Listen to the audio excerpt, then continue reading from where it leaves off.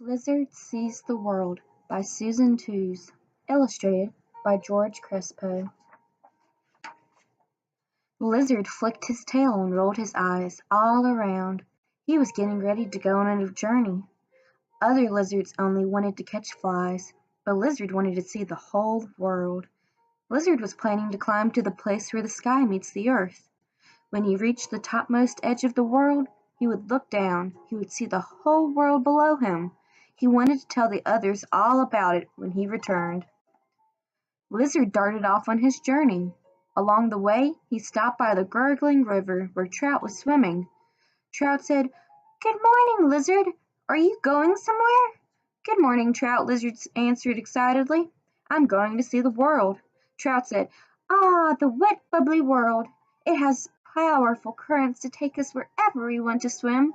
The world is a fine place, isn't it?" And Trout swam off happily. Lizard wanted to tell her that the world was a bowl. He would have told her that the river running along the bottom of the bowl was just one of many things in the world, but Trout was gone. Lizard's tail splashed in the river. "When I come back, I'll tell Trout all about the world," he thought as he went on his way. Lizard came upon Jack Rabbit scampering out of the underbush. "Good morning, Jack Rabbit," Lizard said. "I am going all the way to where the earth meets the sky." Lizard held his head high. "Why?" Jack Rabbit asked. "So I can see the whole world," Lizard said. "When I come back, I'll tell you all about it." Jack Rabbit scratched behind his ear.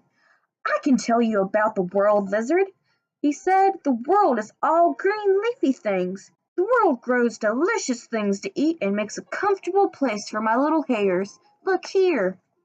Lizard stuck his head between the willow branches and peered into Jack Rabbit's grassy home. Pairs of tiny eyes shone back.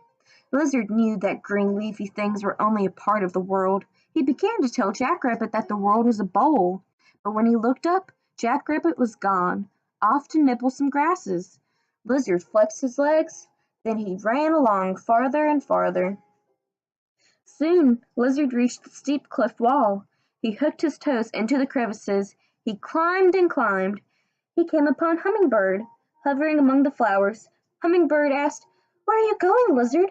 Lizard said, "I'm on my way to the top of the world." "Enjoy the warm winds, then," Hummingbird said. "They rise to the top of the world, breezes and gusts. That's the world and a little bit of nectar, too." Lizard knew that the winds were only one part of the world. He wanted very much to tell Hummingbird this, but in a wink, Hummingbird was gone, off to the next patch of flowers. Lizard gulped brisk air and climbed higher. Snake was sunning herself on a slab of rock as Lizard passed by.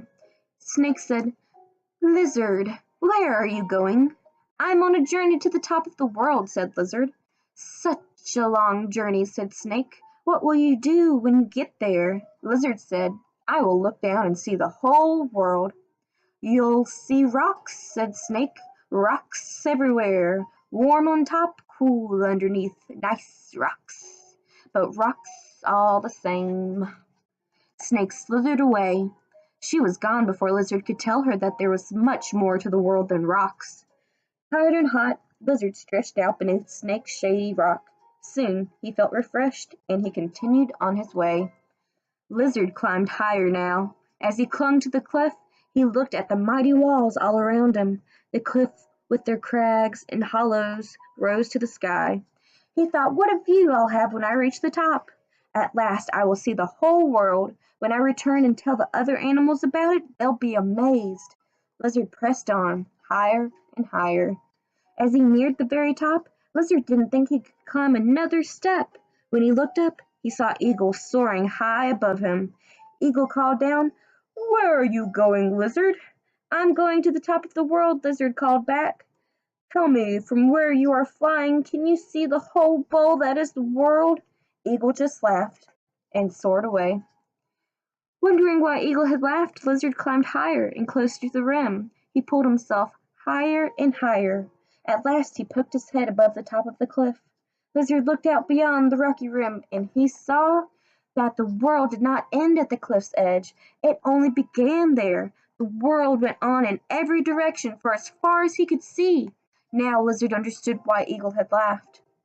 The bowl where Lizard lived was only a canyon sunk into the wide plain all around him. His canyon was a magnificent bowl, to be sure, but it was only part of the world. And Lizard laughed too. His idea of the world had been as foolish as trouts, or jackrabbits, or hummingbirds, or snakes. Some day he'd go back and tell them so, but not yet. The sun cast a golden light on everything that lay before him. There was so much of the world to see.